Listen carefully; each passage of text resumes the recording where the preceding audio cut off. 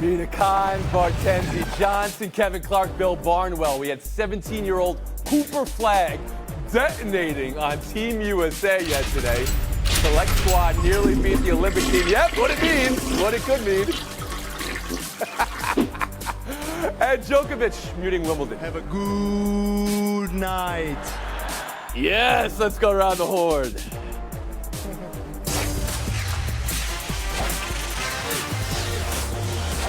NFL Live 2.0 today with Kimes, Clark, and Barnwell. You're going to be on together, right? Later in the week, Thursday? Thursday, baby. Well, then let's start with some excitement. NFL, we're going to be good season. Here we go. Let's go around the horn. That's Aiden Hutchinson right there. He was playing a celebrity golf scramble, so we have a celebrity golf scramble scoop. Quote, well-deserved hype for his Lions, he said. More guys on our team understand what this year is, understand what we got. We're all ready. Don't need to say any more. Lions, one game from the Super Bowl last year. Fourth best odds going into this year. So they were the team that met the hype last year. Who's here to re-hype the Lions and say Detroit could be better this year? Around the horn to Bill Barnwell. I am not here to hype up the Detroit Lions. A good team, certainly, but ran a little hot last year. 7-4 in one-score games. That's tough to sustain. The schedule's going to be tougher this year. Played 6 playoff teams last year, projected to play 8 this season, according to ESPN's playoff projections. And the philosophy has changed here, right? The mentality has to change. They were the underdogs. They thrived being the underdogs, the team nobody believed in. Now that's changed. Look at what happened with the Browns with Baker Mayfield, even the Bills with Josh Allen. They made that first big step forward, never kind of took that next step forward that they wanted to take. So I wonder for these long-suffering teams, is that shift from being the underdog to being the favorite something they have to struggle with? That's somewhat philosophical, though. X's and O's of football. Is this team destined to be better this year in some way, Bill? Or what's the challenge? What's the pitfall? The pitfall is that I don't think they got a second good pass rusher next to Aiden Hutchinson. And that is the thing that really held them back last year. As good as those guys they drafted were, they never got that pass rusher. And hey, the Niners came back and were able to throw the ball all over the field against them in the second half of that NFC Championship. I'm hearing a from Mina Kimes. Let's go to you then, Mina. On these Lions, are you ready to re-hype them? I actually think they will be better this year. Bill makes some good points about red flags for regression, but they addressed what I believe was the biggest issue last season, which wasn't the lack of pass rush. It was the coverage behind that pass rush. This was a team on throws of 15 yards or more, ranked 28th in opponent QBR. You saw the secondary spring up massive holes time after time, and they attacked that part of the team pretty aggressively, spending their first 2 draft picks on cornerbacks, really like Terrion Arnold out of Alabama, trading for Carlton Davis. Doesn't mean they'll be one of the best pass defense in the NFL. They just need to be average to be better than they were last season. They also largely held serve with the roster, returning most of the players, signing them to big contracts. And then I think this is the most important thing. They brought back their offensive coordinator, Ben Johnson, who's one of the best play callers in football, a guy I thought for sure was headed up. All right, but you went there. You said they could be better this year, and you know what that means. They could be a Super Bowl team this year. Kevin Clark, around the horn to you.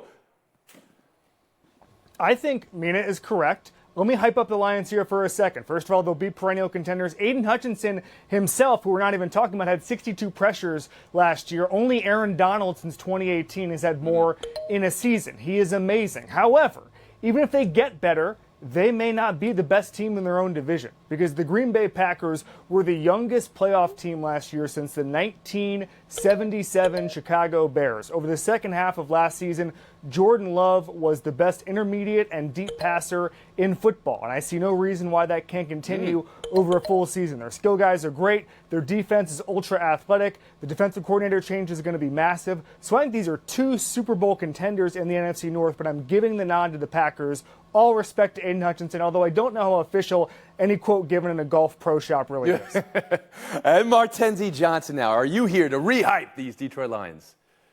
Yeah, I'm here to hype them up. Just like everyone else said, they brought back the offensive coordinator, defensive coordinator. They brought back their core from last year, which they're going to keep for the next 2 years. as Mina said, that pass defense that was so bad they gave up the 6th most passing yards last season. They shored that up with Carlton Davis, who has won a Super Bowl, and Terry Arnold, who at the very least went to Alabama. The only thing that I worry about with the Lions, though, is they might lose that aggressiveness that got them there. If Dan Campbell listens to the naysayers in his ears. Are you going to tell Dan Campbell to his face right now and everybody watching at home that they may not be aggressive enough this year? Go ahead, Martenzi. I'd love to hear this. Oh, no. I'm saying the naysayer is going to say that. I want him to be more aggressive. I supported him when he went for the 2 4th downs in the NFC Championship game, which it's not that it was a bad decision. It's just that, one, the player dropped the pass, and then Goff just kind of threw it in the middle. I'm hearing what you guys are They've putting been as down. aggressive as anyone since 2000. I want to go back to Bill here on this idea, though. I mean, this energy around, they were a team that surprised people, but now that they're the hunter, not the huntee, not the hunter, things could be different. It's a realistic thing in the NFL. Mentality matters. Your culture matters. I think the Lions are in a great position up to this point. But think about how many teams we get behind on the bandwagon who make it so close to the Super Bowl. And then we're expecting them to get back, and they take a step backwards, another step backwards. And then that core, that window closes. Their quarterback gets more expensive, as the Lions did with Jared Goff this year. They really have to hope that guys like Jameson Williams break through, because those are the guys who are going to have to be difference makers for them behind the guys they've paid a lot of money to this offseason. Need the last word on this. Look, if there's one coach in the NFL who I believe can block out the noise and sustain the same mentality regardless of where they're regarded in the NFL, that is Dan Campbell. I was worried, Martenzi, that he would dial back on his aggression as the team went into the playoffs, and he never did, because he is that dude. Mm-hmm. We've been Horn. We'll move on to another dude, Joe Burrow. He was on Part of My Take, talking up his return to the Cincinnati Bengals. So here it is, the Barstool scoop. Quote, "You don't play football, people forget about you. So I'm going to give people something to talk about this year." It was a year of injuries last year. Re-hype again here for the Bengals. And also, has Burrow been forgotten? Around the horn to Kevin Clark. He hasn't been forgotten. There's just a lot of good teams in the AFC, and the ground shifts below your feet very quickly in this sport. I haven't forgotten about it because I picked them to win the Super Bowl last year, and my Twitter mentions haven't let me forget it for a single day. Having said that, Joe Burrow, if he's fully healthy, has a full training camp, creates the biggest threat to the Kansas City Chiefs in the entire NFL, I believe. But that's a big if. Like, he has to have a full training camp. He has to get the rhythm, the timing, all of that stuff. It can't be another slow September. We can't be going into October wondering if Joe Burrow is going to be healthy or sharp this season. Vision is his superpower. I've said it a million times. Rhythm, timing, all of the stuff he has to get perfect. So it's a big if, but I do believe they're going to give him something to think about. I just don't think it's going to get to that level unless he's fully healthy on July 28th. All right, but you walked us there. Take us the whole way, Casey. Last year you picked him to go to the Super Bowl. What are you doing this year? I mean, the biggest question is health. I'm going to pick them to make the playoffs as the floor. If he's fully healthy, 100%, I'd pick them to make the AFC title game, but I just don't see that. Martenzi Johnson on the Cincinnati Bengals, and Joe Burrow, the forgotten quarterback. Yeah, I love football players where they create adversity that they can then overcome themselves. We always talk about Joe Burrow.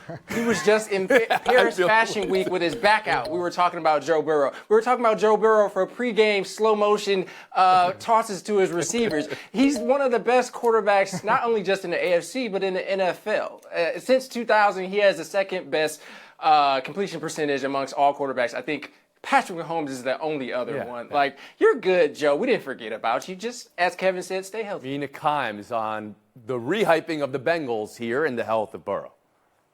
Yeah, as far as whether Burrow is, forgotten, he's fourth in MVP odds, which are a pretty good proxy for perception of quarterbacks, which I think is, by the way, more than respectable for a guy who, has now missed the better part of 2 seasons, and he was injured to start the last. That said, I am still confident in him and the Bengals offense. The reason why I'm skeptical of Cincinnati, Tony, is this defense fell off a cliff last year. They went from 10th in EPA per play to 25th. And while they have brought back some veterans, I am still dubious as to whether that defense is good enough for this team to leapfrog Baltimore in the division. And Bill Barnwell on Joe Burrow and the Bengals.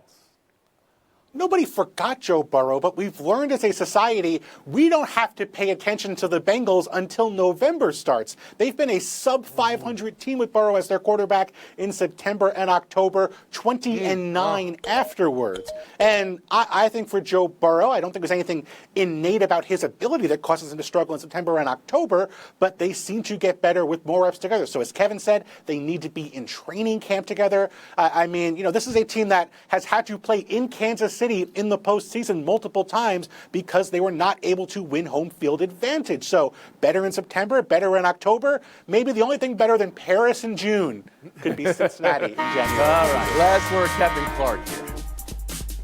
I think this is going to be one of the best chances Burrow's going to have because this is going to be last year, probably with T. Higgins, maybe last year with defensive coordinator Lou Anarumo. This is a huge kind of last dance type chance. He has to be healthy this year. We've been Horn. We're taking a break. Buy or sell next. Well, it's buy or sell, but I want to start with USA basketball history lesson, kiddos. The dream team, the greatest team ever, scrimmaged an all-star college team in camp before the Olympics. The team included Chris Webber, Grant Hill, Rodney Rogers, one of my favorites, and they lost. The college team beat the dream team. Whether Chuck Daly threw the game or not is still the stuff of legend, and also the video has been scrubbed from the earth. That's great. But the headline was, the next day, the Dream Team came out and stomped them. This is what I was thinking of last night when I saw the highlights of Cooper Flagg and the select team nearly beating our Olympic team in their training camp. This current Olympic team, Team USA, just barely winning by 1. But Cooper Flagg was the headline. Scoring at will over the best NBA players. Flagg, not even at Duke yet. #1 recruit in the country. He's only 17. He's only 17, Mina. What to buy, what to sell from Cooper Flagg.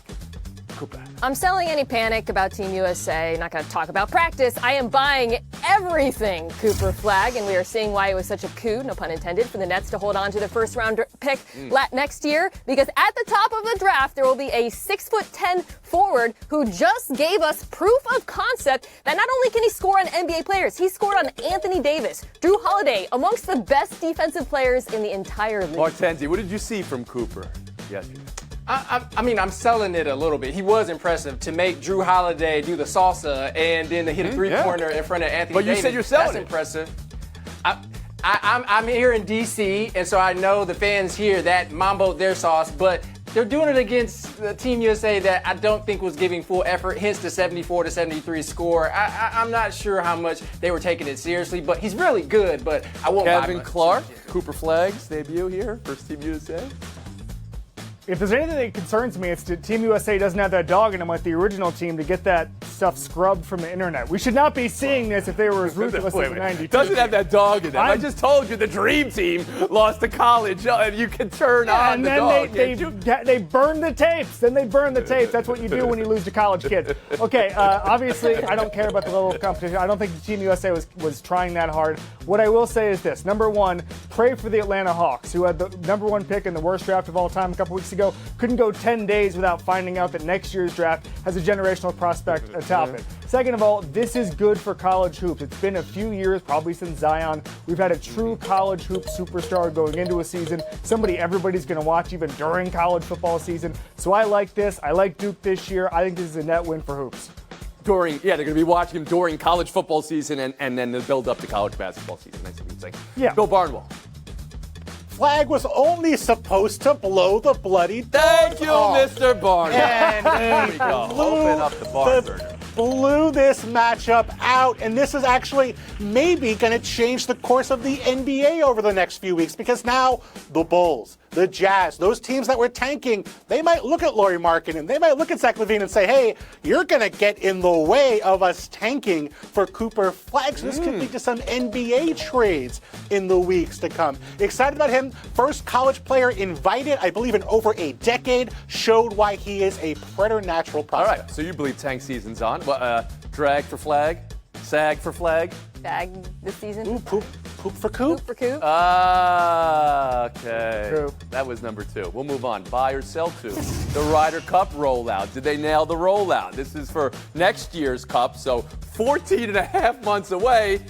and the announcing of the captain. Would it be Tiger Woods? Some thought, then he reportedly turned them down. It is Keegan Bradley. Said he didn't have a single conversation about captaincy until they told him. And he said he still wants to play. Whether, it's a captain's pick or whether he qualifies remains to be seen. We got 14 and a half months here. Kevin, by yourself. As the only panelist who had a par on the first hole at Bethpage Black earlier this summer, I feel like I can lend some expertise here. We'll start here. Where was the backup plan if Tiger Woods, who was openly with the media waffling on taking this job, if he didn't want to do it? Well, there was none. They didn't talk to Keegan Bradley, as you said, Tony. They didn't have a backup plan. It seems like a broken process here. I don't know where it's going to go. I think this job is overrated, except to say that Zach Johnson ruined the entire team a year ago in Europe. I just think that there's more questions than answers here. Is he going to try to play? Is his focus going to be on all of the little setup duties that you have to do as part of this? Going out to dinner, talking to these guys, playing practice rounds. This feels like a broken process, a broken team, a broken selection. I don't know what's going to happen. But other than that, how was the rollout? Okay. Bill Barnwell, how about you? Listen to Clark. Tiger Woods very clearly did not want to perform the various duties, which are mostly promotional, to be fair, of being team captain. So it makes sense to go to Bradley, a guy who was so heartbroken about losing in 2012 that he did not even open his bag afterwards until he went back to the Ryder Cup a year ago, didn't make it onto the team, and was heartbroken. A guy who loves the Ryder Cup, of course. He's going to be a better pick for this job than Tiger Woods. Cons? I think the story is sort of proof that this live drama still continues to hang over everything golf-related, not just because of Tiger's role right now at the PGA. But when I think of Ryder Cup captains, I think of someone who's maybe a little bit older over the hill, but has a lot of success. I think of someone like Phil Mickelson, who would have been a natural choice, except for, live. And that's how you end up with a surprise like this because of the limited candidate pool. And Martenzi Johnson. Yeah, I'm buying this because if the whole point of the Ryder Cup is to win, and it's not like a nostalgia tour for Tiger Woods, then why not Keegan Bradley? Like Bill said in 2012, he played so well in certain rounds with Phil Mickelson that they didn't even have to play the 18th hole. So he's going to help them win. That being said, him saying that he wants to earn his keep as the captain and play as well, that's like me saying I'm going to be a contestant and take Tony's role at the desk, and I'm going to win on my own merits and not get my points. What you doing there? Not bad, Ted. I'm just worried. Is there enough time here? 14 and a half months out. Do we have enough time to? What does the captain do anyway, other than book the restaurant the week of the tournament, Kevin? What are we talking about here? They have to select the pairings, where guys are going to go out. There has been a playing captain since 1963, Arnold Palmer. That's important to note. But by the way, I just want to get in here. Tiger Woods should have taken this job. It's going to be the best atmosphere in Ryder Cup history at Bethpage Black with the New York crowds. He should have taken this. He's going to regret not taking it. Need a time. Johnson, thanks for your time. Kevin Clark, Bill Barnwell. Will the championship window still be open in Showdown? Next. Summer League, and the living was easy for Zach Edey. 14 point, 15 rebound, double-double, and a game-tying tip-in at the end of regulation. Kevin, grade that debut. A-. As an Orlando Magic fan, I read a lot into Summer League. I've watched about a decade of it looking at prospects. And it turns out the 7'4" guy who led the nation in scoring last year was second in rebounding and can play basketball. We should have known this the whole time. He can move. He belongs in the league. The draft stock discussion was absolutely ridiculous. He's good. Bill Barnwell? This is the two-time defending college basketball player of the year. He gets a B+. It was against Walker Kessler, a legit NBA player. I'm a little more concerned about the defense. I already knew the offense was going to translate. Want to see that with a full complement of NBA players. 14-15 and a game-tying tip-in is only a B+ with Professor Barnwell. Woo, you are a tough grader. Points. Clark, Showdown 2. Let's go to Wimbledon. Novak Djokovic to center court fans after his win yesterday. To all those people that have chosen to disrespect the player, in this case me, have a good night. They weren't disrespecting you. They were. I don't accept it. No. I played in much more hostile environment, trust me. You guys can't touch me. Bill, who you got, Novak or the Wimbledon fans? I've got the player in this case, Djokovic. I don't really understand why we would doubt him. He's played Rune several times. He knows what those chants are. And the English are furious right now. They've been hate watching their soccer team. Their cricket team just lost the world championship. The English are furious right now. No surprise, they're booing Djokovic. See? Give me the fans. They're allowed to root for somebody else. It seems like Novak, in this case, me, by the way, what is that? But it seems like he's trying to curate a persona of beloved tennis player when it simply doesn't exist. The crowd was against him, that's fine. Maybe you don't have to true. pick a fight afterwards. You don't have to correct the interviewer. I just think he acted like a child. I think this is endearing in its own way with Djokovic. And we're going to miss it when it's not here anymore. That's what I think. We'll give the FaceTime to Kevin Clark. 30 seconds. Oh! A week from today, one of the best days of my life is happening. The college football video game is returning after a decade away. I've yearned for this for a very, very long time. I want to, as soon as it comes out, cut every 90 rated player and replace him with a freshman who's a 91. I want to overhaul Miami, and that is why I say this. If there is someone in your life who needs a day off work, needs a day off whatever the responsibilities are to play this game, let them. This should be a national holiday. This should be federal. I don't know what it should be. We need to act. Give someone a day off work to build a dynasty in the college football video game. It'll be worth it. And you think you're just going to come back in and beat these youngsters playing this game? You're going to get cooked, KC. Going to get cooked. Offline, baby. Offline dynasty. That's it. 23 hour break. We'll see you tomorrow.